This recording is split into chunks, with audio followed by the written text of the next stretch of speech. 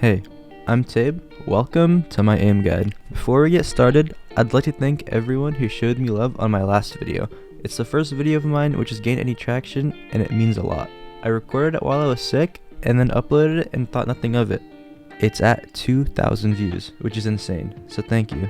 I'm going to try my best to keep this video as short as possible because I know that I wouldn't want to sit through somebody talking for 20 minutes, so let's get straight into it.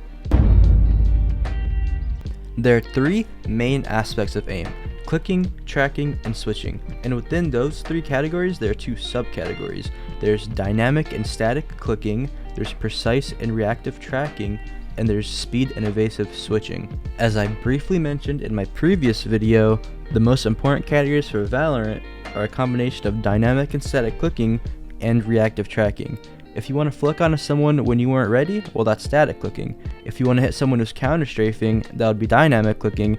And if you want to track someone going quick like a neon sliding or a raise flying through the air at speed of sound, that would be reactive tracking. And there isn't that much tracking in Valorant, but it's definitely worth training because it'll help your overall mouse control as well as the smoothness of your crosshair placement. In order to decide where to prioritize your training, you should figure out what you think you're worst at and practice it. So for example, if you're struggling with your long range aim duels, then you'll want to practice your static aim. If you can't track the guy running gunning you with the Spectre, then you're going to want to focus on your reactive tracking more. So now you figured out, hey, I'm struggling with this aspect of my aim and I know what I need to work on. Well, the next part is figuring out where you want to train. There's two main options here, aimlabs and kovaaks. I personally use kovaaks, but if you don't want to shell out the $10, you can use aimlabs. It's essentially the same thing, you're getting the same value and it's free. I just prefer kovaaks because it's what I'm used to. I'm going to give you two routes for your aim training journey, the serious route and the easy route. The serious route is for those who want to improve every aspect of their aim and will consistently aim train in order to get to their highest level of performance.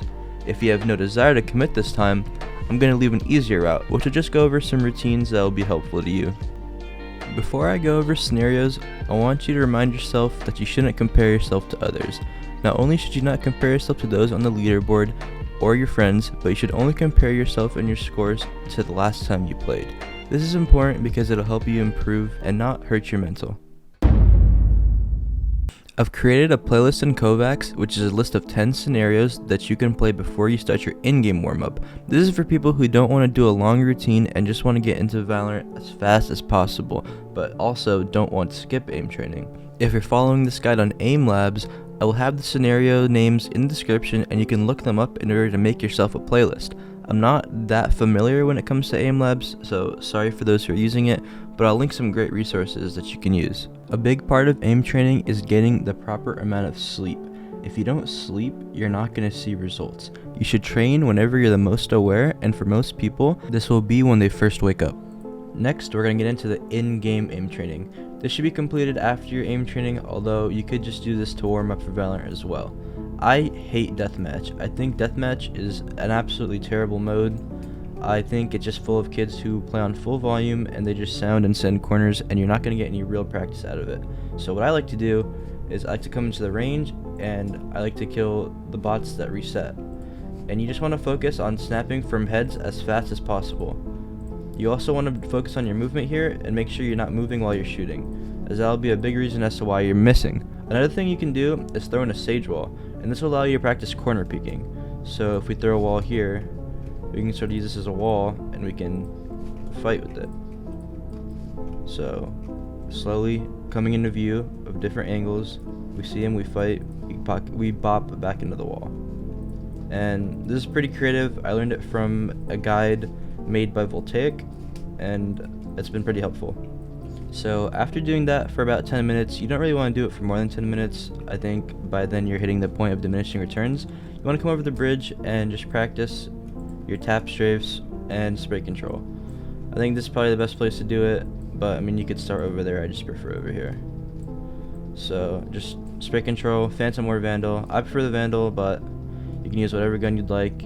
And just do this for about 10 minutes. Now, I briefly mentioned a harder aim route for people who actually want to improve their overall mouse control and don't just want to get better at Valorant, which it's up to you whether you want to or not.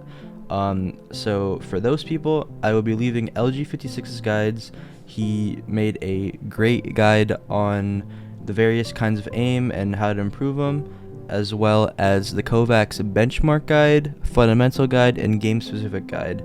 Those are some great resources for those who want to improve, and they're not just for kovaaks. There's aimlab equivalents, so if you want to work on those, but it's completely up to you, so check it out.